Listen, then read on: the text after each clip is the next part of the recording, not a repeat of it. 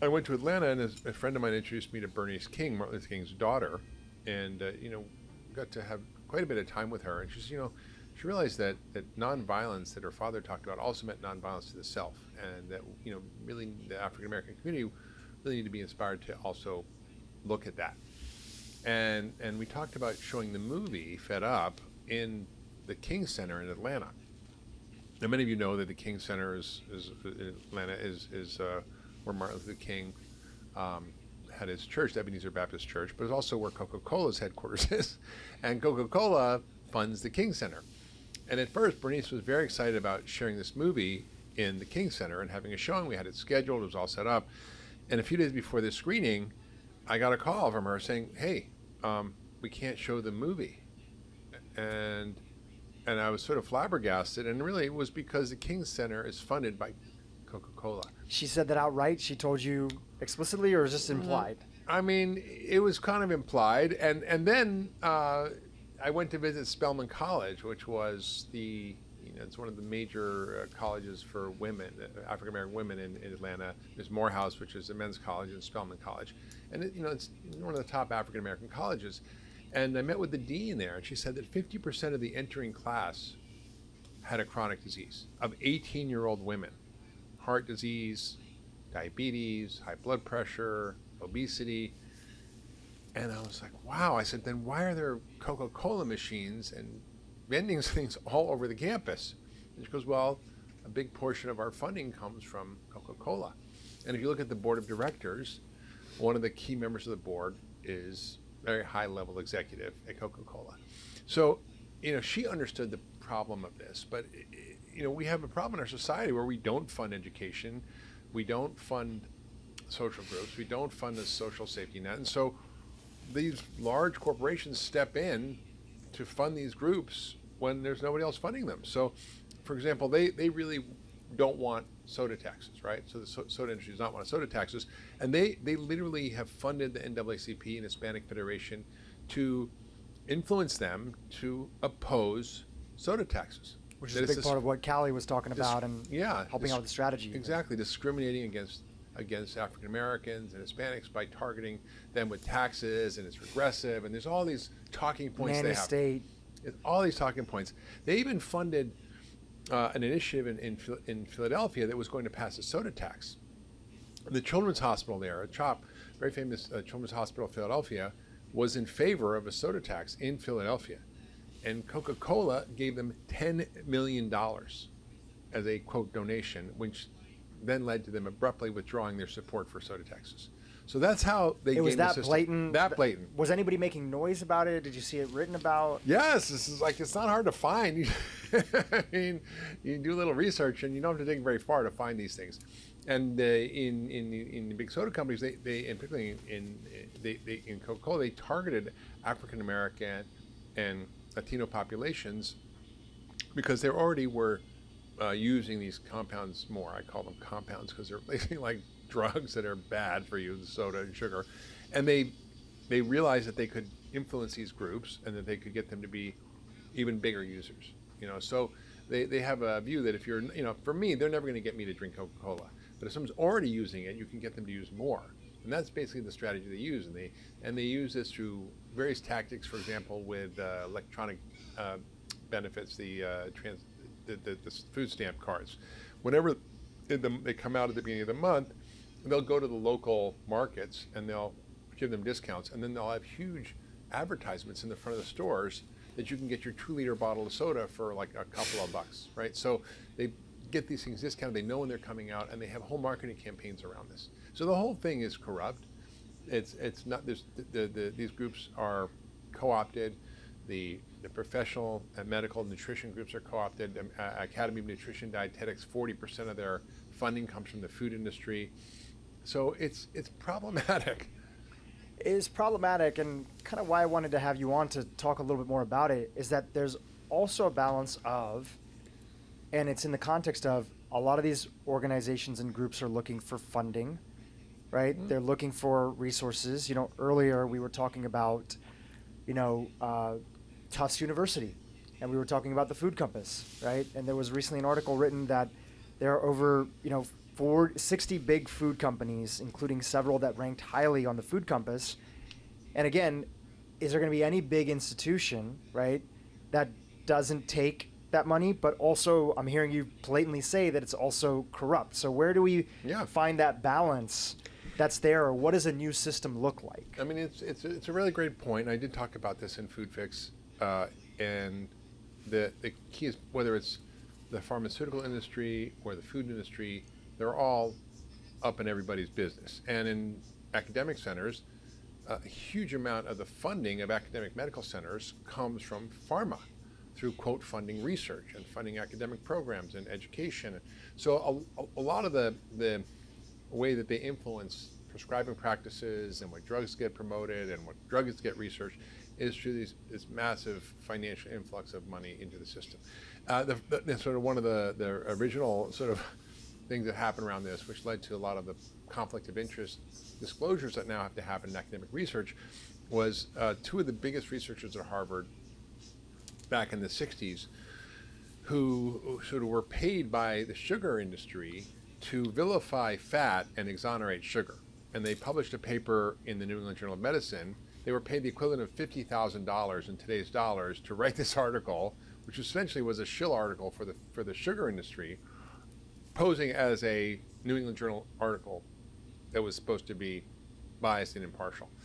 Now there's been more rigorous conflict of interest statements that have to be released when you publish any kind of research. So if you look at a research paper, it'll say conflicts of interest, and if there's conflicts of interest, that's helpful, but it's not enough. And there are a number of really stringent guidelines that have been proposed and that I write about in my book Food Fix that can be used to limit the influence of outside funders on the design, the outcome, the control of the research. And so it's not terrible that if at arm's length somebody funds research if they want to advance things. For example, the Food Compass was, one of the researchers was funded by Danone, which is a big food company. So Danone didn't end up using this Food Compass rating system. They used another European rating system because they thought it was better for them. So they didn't end up using, even though they funded this. So a lot of companies will fund things at arm's length. They don't have control of the design. They don't have control over the writing of the papers, over the outcomes. So there can be a way to do it, but you have to have the firewalls in place. And a lot of times they're not, and that's part of the problem. If you look at food industry research, if a food company has funded the study, you're going to see a likelihood of a positive outcome 8 times more than you would see if it's a NIH or publicly funded study on the same product. So if the dairy industry funds milk studies, they're going to show that milk's great. But if you have impartial researchers studying milk, they might not show it's great.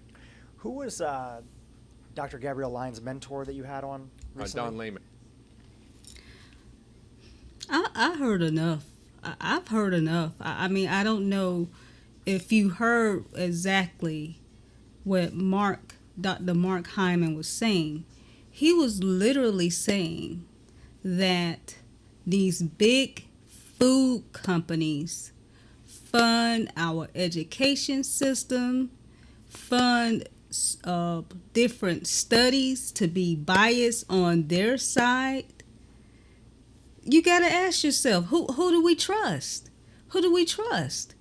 They're paying money to show that there's nothing wrong with the food, of the sugar, Coca-Cola paying for sugar to be exonerated over fat. And he's also pointed out that they're targeting African American communities and Latino communities. I don't know if that's not enough to outrage you, but that means they're targeting our children as well because they're coming up into college age. And did you hear about what he was saying about how he could not show the movie in the King Center because the King Center is funded by Coca-Cola? And that movie specifically targets sugar and how it affects the health of our children. So we're not even just talking about how it affects us. We're talking about how it affects our children, and the fact that these big food companies are covering up the fact that their sugar and all the stuff in their food is bad for us by paying for these studies. So you can't even trust some of the studies out there because even Harvard has been bought off by the sugar industry. And guys, I told you before, you have to follow the money. You have to follow the money, because if they're hiding things, then they're going to hide the fact that what it's doing to our bodies. See, we have to be wise as serpents and gentle as doves. We have to do our research. We have to be really looking into things and not just taking things into face value. And not to mention the disgusting part about it that I really thought was really despicable is the fact that they would target low income, because we're not just going to say blacks and Hispanic, which a lot of us are, but people who are on EBT. You heard what he said. He said that Coca-Cola and these big soda companies had marketing campaigns where they would go to the stores and give the stores discounts at the time of the month when the EBT cards are loaded. They would lower the price of the sodas so that our people who uses EBT would go and buy the sodas so that they could keep the sales of this sodas up. Now, I don't know about you, but I think that is really despicable. And not to mention, he was saying that they fund NAACP to sway the votes and stuff about the soda tax. Now, the soda tax is not to tax you to hurt you.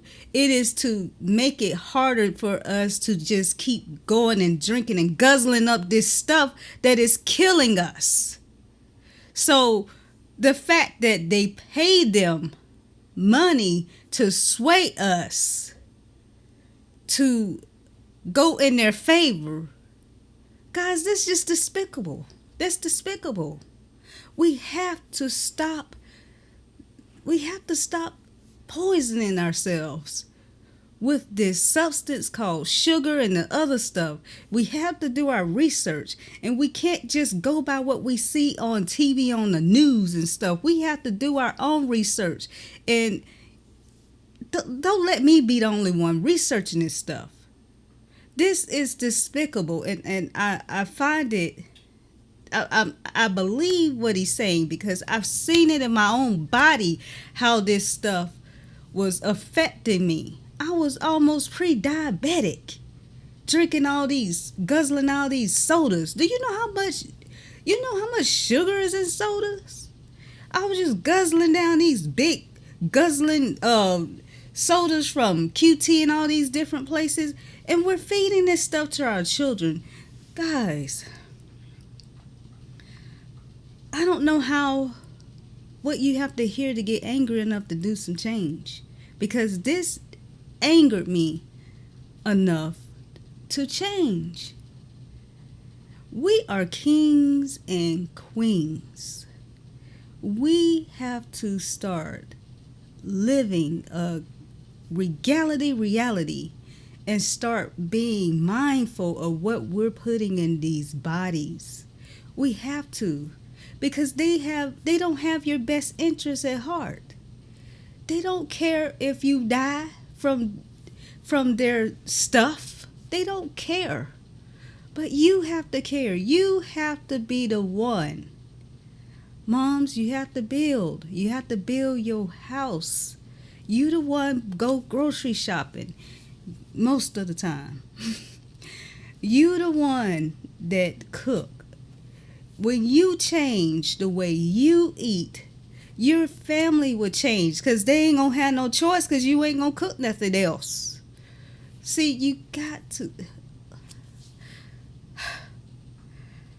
I'm trying not to get too angry, but now you guys understand. I hope you finally understanding why I have to make these videos, why I do what I do, why I had to fast to get the weight off of me and get healthy so I could be a living epistle to you, so that you would do the same. We have to lead by example. What is it that you have to do to make the change? You have to start now. I'm not saying you have to just slowly, because I told you it's a substance. This sugar is a substance, so you have to do this slowly. But you have to start making some changes today. Stop the sugar in like 2 weeks. Lower it down a little bit at a time, because you know it's a substance. You don't want to go through sugar withdrawals, and I'm going to do a video about sugar withdrawals. But you have to start making changes step by step by step. And at least you have someone here to help, because I didn't have anybody to help me at first. But at least you have some help. I had the information. That was enough. I had God and I had the information to start. You got to get angry. Like I said, the change didn't happen in my life until I got angry about it. I had to get angry. You don't have to get angry. I'm going to keep posting more videos like this, because you guys hear Lady Tay talk about her testimony. You hear Lady Tay talk about this and talk about that. You got to hear it from actual doctors and researchers and people who have been doing this longer than me, so that you can understand. Because nothing happens until you change. And once you change, your family will change. And then once they change, you'll be surprised how you could change a whole community. You got to get fired up about something. Something has to drive you and get you fired up. And you'll be surprised. During the process, you might find your purpose. You might find your mission. Because I tell you, when I saw this stuff, I knew I had to do something. I knew I had to do something. I had to help my people. I had to help you, my people. You are my brothers and sisters in Christ. I have to help you. And it's my pleasure to help you. But remember, you are a royal priesthood. You have to eat like royalty. You have a responsibility to turn things around. And it's not too late. Even if you got diabetes and heart disease, you still can turn this around. You can turn it around. Starting today, start making a list of things that you want to change over the next 30 days. And you can do it. You can do it. I love you guys so much. That's why I do what I do. I love you so much. God put it in me to love you so much, to bring this information out. So I'm going to continue to bring more out. Thank you for your time. This was just a quick little, not an official show, but a quick little clip just to in between, because I didn't want to make the show too long. So I'm going to do this for now on so that the show won't be too long. And I'll see you guys on the next show. The next show, Ignorance is Not Bliss Part 3. I will start filming and get that information out to you guys. And remember, if you can think it, you can see it. And if you can see it, you can be it, baby. You can be it. Go ahead and become the greatness that our Father has created you to come. You could do it. And this is Lady Tay, the Vision Queen. I am your destiny helper, and I am here to help you. And thank you so much. And you have a wonderful evening. Woo, that made me mad, y'all. I'm sorry.